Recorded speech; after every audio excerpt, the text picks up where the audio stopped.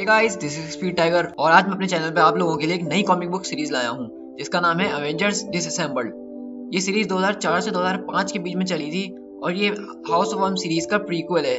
तो मैंने सोचा क्यों ना हाउस ऑफ एम सीरीज शुरू करने से पहले मैं आपके साथ ये सीरीज शेयर करूँ, क्योंकि वो सीरीज तो बहुत ही ज्यादा एपिक है लेकिन ये सीरीज भी बहुत ज्यादा जबरदस्त है। इस सीरीज के अंदर हम देखेंगे कि किस तरह से अवेंजर्स की पुरानी टीम जो कि 1963 से चलते हुए आ रही है वो यहाँ पे आके बिखर जाएगी, टूट जाएगी। हम बहुत सारे एवेंजर्स के मेन कैरेक्टर्स को यहाँ पे खो देंगे। हम देखेंगे कि किस तरह से पूरी टीम बिखर गई और किस तरह एवेंजर्स खत्म हो गए।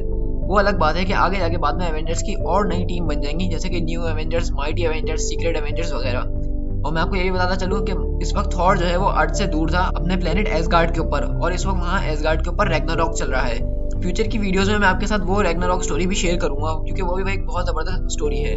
ये सीरीज जो है 4 इश्यूज के अंदर है और एक फिनाले है। तो मैं इन 4 इश्यूज को जो है 4 एपिसोड के अंदर आपके साथ शेयर करूंगा, ताकि हर एक एपिसोड के अंदर मैं बहुत आराम से और अच्छे से आपको एक एक पेज समझा सकूं इस कॉमिक्स का। ये कॉमिक्स है इतनी जबरदस्त और मैं नहीं चाहता कि जो लोग कॉमिक्स नहीं पढ़ते, मैं चाहता हूँ कि वो लोग मेरी वीडियो देख के ही एंजॉय कर सकें। शुरू करने से पहले मैं बस आप लोग को यही कहना चाहूंगा कि अगर आप मेरे चैनल पे फर्स्ट टाइम आए हैं तो प्लीज मेरे चैनल को सब्सक्राइब जरूर कर दीजिएगा और बेल आइकन भी जरूर दबा दीजिएगा, ताकि जब भी मैं इस तरह के ऑसम कंटेंट्स और ऑसम स्टोरी अपने चैनल पे शेयर करूं आप फौरन से उसको देख लें। सो गाइस, चलिए शुरू करते हैं।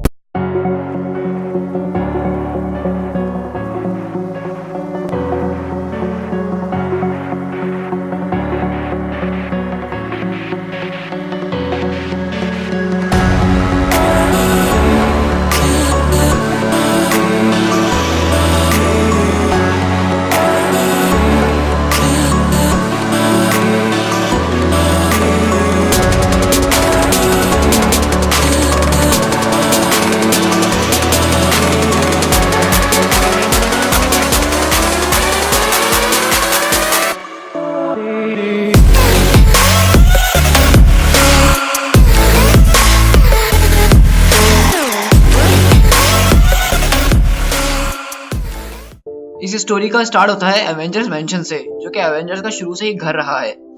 हम यहाँ पे देख रहे हैं कि सारे एवेंजर्स बैठ के जो हैं अपनी शाम की चाय एंजॉय कर रहे हैं, और हम देख सकते हैं उनको जो चाय सर्व कर रहा है वो जारवेस है। बहुत सारे लोग ये नहीं जानते कि कॉमिक्स के अंदर जारवेस एक आदमी है, क्योंकि मूवीज के अंदर उन्होंने जारवेस को सिर्फ एक AI दिखाया है। तो हम यहाँ पे देख सकते हैं कि जारवेस जो है सबको टी सर्व कर रहा है और सब आपस में बातचीत कर रहे हैं, और हॉकाई बता रहा है कि उसकी फेवरेट विलन जो है वो मैडम हाइड्रा है। ये सुनने के बाद शी हल्क जो है हॉकाई पे बहुत ज्यादा हैरत कर रही होती है।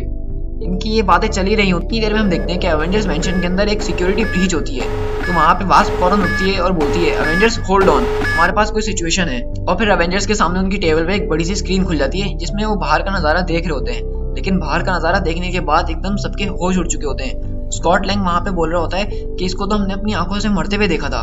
तो कैप्टन ब्रिटेन कंप्यूटर से कहती है कि प्लीज हमें ID कंफर्म करके बताएं। तो कंप्यूटर बोलता है ये जैक ऑफ हार्ट है। तो ये सुनने के बाद सारे एवेंजर्स एकदम घबरा जाते हैं, लेकिन स्कॉट लैंग यानी एंटमैन अगर कुछ सोचे समझे फौरन बाहर की तरफ निकल जाता है।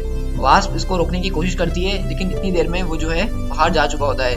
हम देखते हैं एंटमैन जैसे ही बाहर जाता है वो फौरन जैक ऑफ हार्ट के सामने खड़ा हो जाता है और उससे पूछता है कि तुम यहाँ पे कैसे आए हो, ये सब तुम्हारे साथ कैसे हुआ, हमने तो तुम्हें अपनी आंखों से मरते हुए देखा था। लेकिन जैक ऑफ हार्ट जो है कुछ भी नहीं कह रहा होता है। तो एंटमैन कहता है, जैक चलो कोई बात नहीं, अब जब तुम हमारे पास आ गए हो तो सब पहले जैसा हो जाएगा, सब ठीक हो जाएगा, तुम परेशान मत हो। लेकिन जैक ऑफ हार्ट सिर्फ एक अल्फाज कहता है कि मुझे माफ कर देना। उसके अगले पल हम देखते हैं कि एवेंजर्स मेंशन के अंदर एक बहुत बड़ा धमाका होता है। हम देखते हैं जब वो धमाका कुछ देर बाद ठंडा होता है तो वास्प और बाकी के एवेंजर्स निकलते हैं। तो वास्प सबसे पूछती है कि क्या सब ठीक है। तो वो सब तो ठीक होते हैं, लेकिन उन लोग को कुछ समझ में नहीं आ रहा होता कि उनके साथ अभी हुआ क्या है, क्योंकि ये सब इतना अचानक जो हुआ है। तो वो सब जो है स्कॉट का आवाज देते हुए बाहर की तरफ आते हैं, लेकिन जब वो लोग बाहर आके देखते हैं तो उनको कुछ नहीं दिखता, सब कुछ खत्म हो चुका होता है। और वहां पे से स्कॉट का एक हाथ पड़ा हुआ होता है, वो भी बहुत बुरी तरीके से जल चुका होता है। उसके बाद हम शिफ्ट होते हैं UN असेंबली के अंदर, जहाँ पे हम देखते हैं हमारा टोनी स्टार्क आयरन मैन जो है एवेंजर्स को दुनिया के सामने रिप्रेजेंट कर रहा होता है। और इस वक्त हम देख सकते हैं कि आयरन मैन बहुत ज्यादा जोश में है और जज्बे में है। इसी मीटिंग के बीच हम देख सकते हैं कि सारे प्राइम मिनिस्टर और रिप्रेजेंटेटिव्स आए हुए थे हर कंट्री से। हम वहीं पे देखते हैं कि लैटवेरिया का रिप्रेजेंटेटिव भी आया हुआ था। लेकिन हम देखते हैं कि जैसे ही आयरन मैन की नजर लैटवेरिया के रिप्रेजेंटेटिव पे पड़ती है, वो अचानक से अपना दिमाग खो बैठता है और वो अचानक से उसके रिप्रेजेंटेटिव को बहुत बुरी बुरी बातें कहना शुरू कर देता है और कहता है कि तुम लोगों को यहाँ पे आने का कोई हक नहीं है, क्योंकि हमें पता है लैटवेरिया जो कंट्री है वो डॉक्टर डूम की है। डॉक्टर वॉन डूम, और वो एक बहुत बड़ा विलन है एवेंजर्स का। तो इसलिए आयरन मैन जो है यहाँ पे उसको बेइज्जत कर रहा है कि तुम्हें कोई हक नहीं है इस तरह से यूएन की मीटिंग आने में, यहाँ हम पीस बनाते हैं और तुम लोगों को इसके बारे में कुछ भी नहीं पता है। मैं चाहूँ तो तुम्हारी पूरी कंट्री को इस दुनिया के नक्शे से मिटा दूं और वहाँ पे एक बच्चों के लिए अम्यूजमेंट पार्क बना दूं। ये सुनने के बाद सारे लोग एकदम घबरा जाते हैं और हैंक पिम भी टोनी के पास आते हैं और बोलते हैं कि टोनी अब बस बहुत हो गया, अब तुम्हें लगता है नीचे आ जाना चाहिए।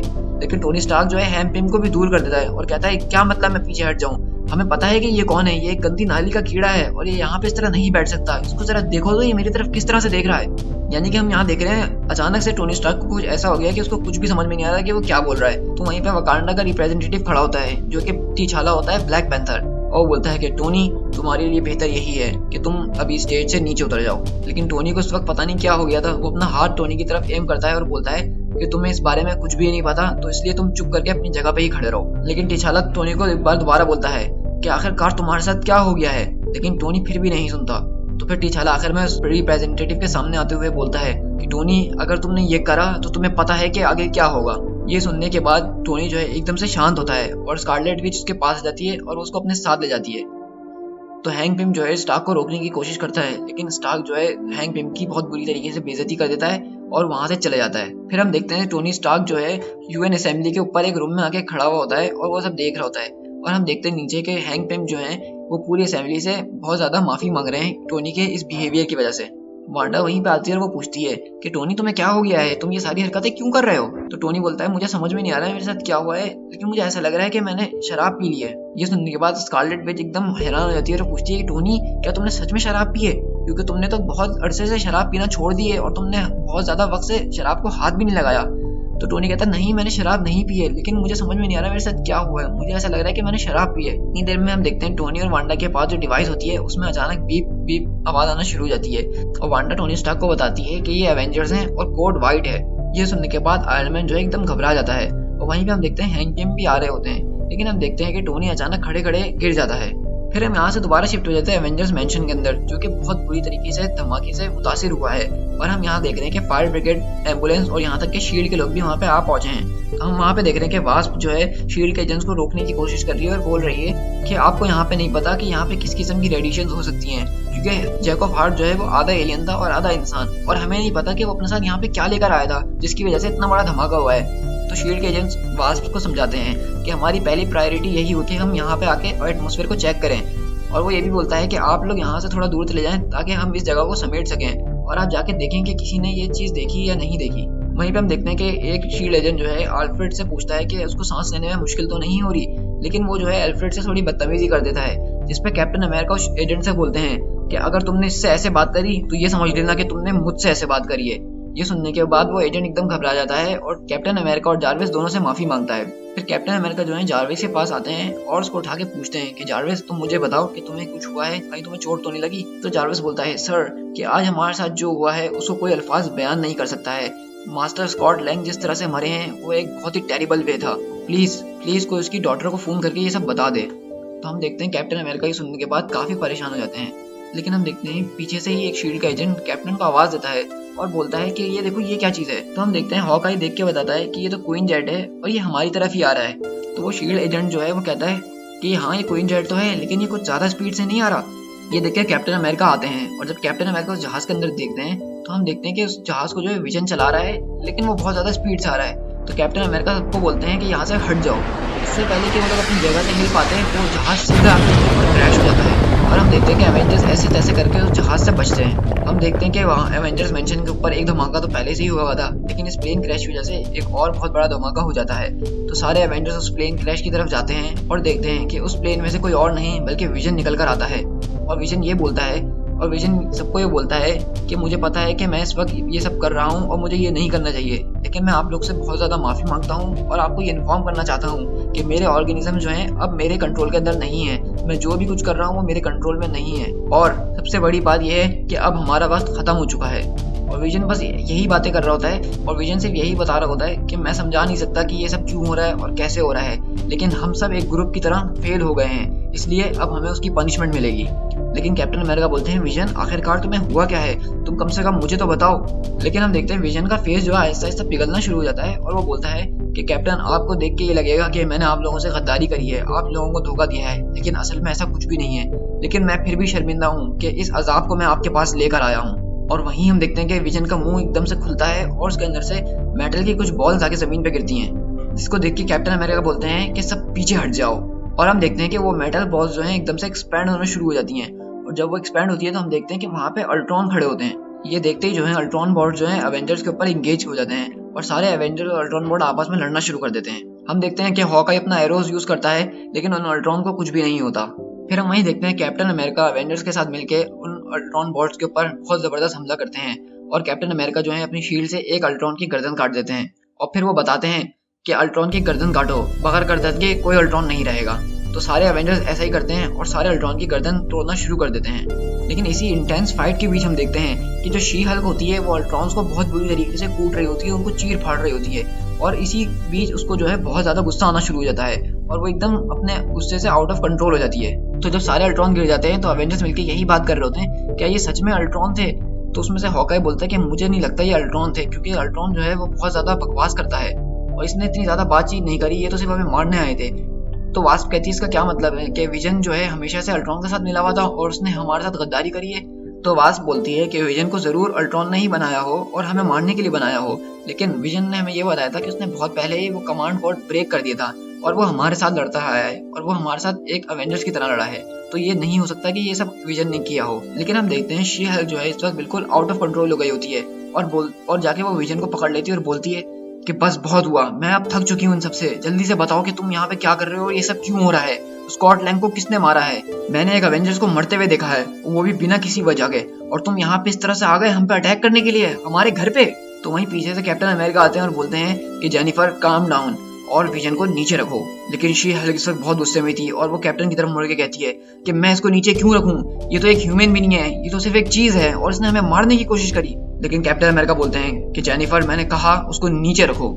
लेकिन जेनिफर बिना कुछ सोचे समझे विजन की बॉडी को पकड़ती है और उसके 2 टुकड़े कर देती है। ये देख के सब लोग एकदम हैरान हो जाते हैं, यहाँ तक कि शील्ड एजेंट्स भी जो होते हैं वो डर चुके होते हैं शी हल्क की ये पावर देख के और ये गुस्सा देख के। वहीं पे हम देखते हैं वास्प आती है और जेनिफर को समझाने की कोशिश करती है कि जेनिफर तुम अपने आप पे कंट्रोल रखो, तुम अपने कजन ब्रूस बैनर की तरह नहीं हो, तुम्हारे ऊपर तुम्हारा पूरा कंट्रोल है, तो प्लीज आज ऐसा मत करो, पहले हम लोग बहुत मुसीबत से गुजर रहे हैं। लेकिन शी हल्क जो है वास्प को एक चमाट मार के बहुत दूर फेंक देती है।